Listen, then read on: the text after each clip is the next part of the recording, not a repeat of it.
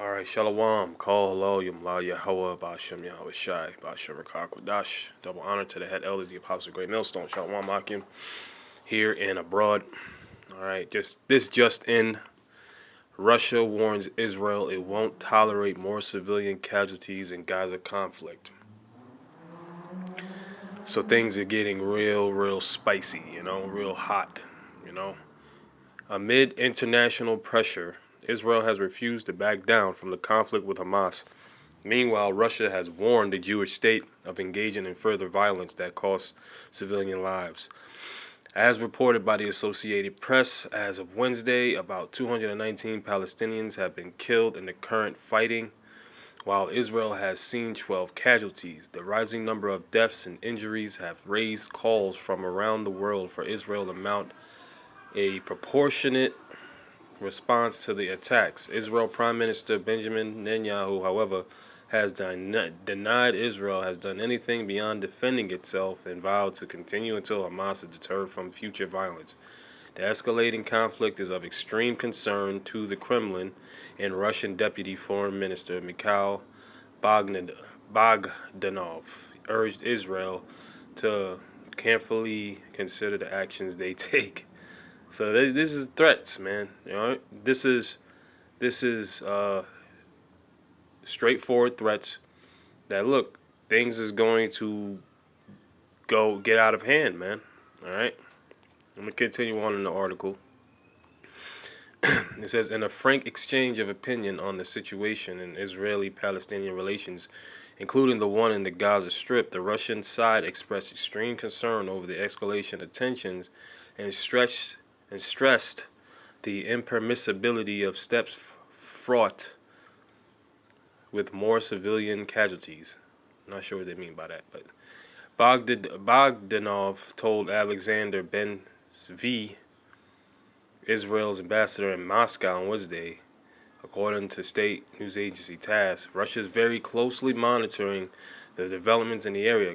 Russia is very closely monitoring the developments in the area. All right, let's get this scripture.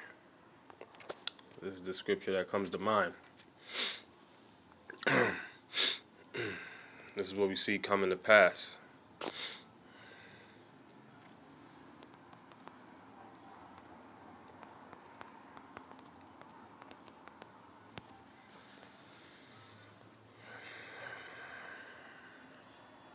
All right, so I'm going to read both of them.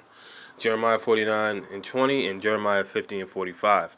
Therefore hear the counsel of the Lord Yahweh Bashem Shai, that he have taken against Edom in his purposes, that he have purpose against the inhabitants of Teman. Surely the least of the flock shall draw them out. Surely he shall make their habitations desolate with them. Yeah, this is the so-called Jews or the Israelis drawing out. All right, these Russians, man. Which they're all Edomites at the end of the day. Right? So this is beautiful. Jeremiah 50:45. Therefore, hear you the counsel of the Lord Yahweh, Bashem Yahushai, that he have taken against Babylon. Check out the correlation at that one right there, right? Oh, that's heavy.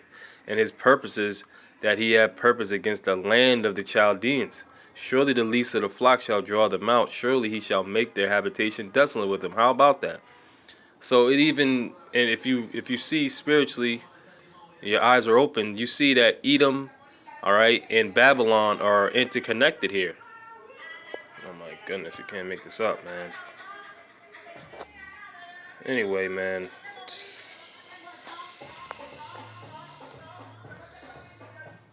Anyway, Russia's very closely monitoring the developments in the area.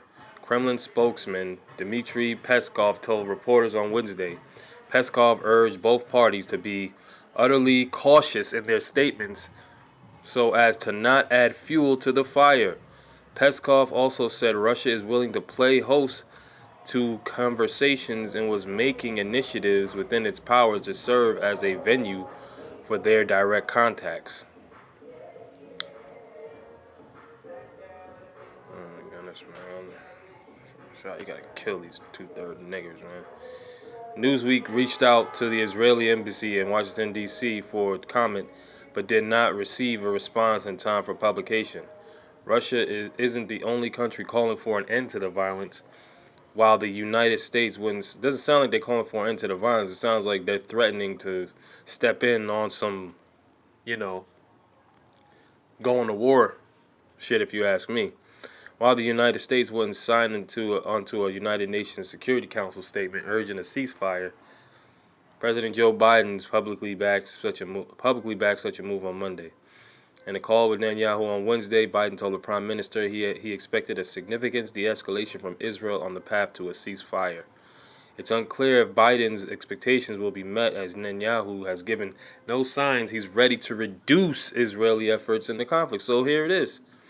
The least of the flock is being drawn out. And a least of the flock is drawing out these other powers, man, of Esau Edom, to bring about this world war. In a briefing with foreign ambassadors on Wednesday, Netanyahu said there was no stopwatch on our hand of when the conflict will end, and the focus is making sure they meet the goals of this operation. Those goals, as Netanyahu has outlined, are to deter Hamas from future attacks and hinder its ability to launch offensive. He criticized Hamas for using civilians in their battles, which he said is contributing to the high death toll. Netanyahu lauded Israel's attempt to target Hamas with great precision and called criticism against the country for their civilian death toll absurd, unjust, and untrue. While he has no time frame for when the conflict will end, Netanyahu said at Wednesday's meeting that he's hopeful they can restore quiet quickly. So yeah, man. Till next one.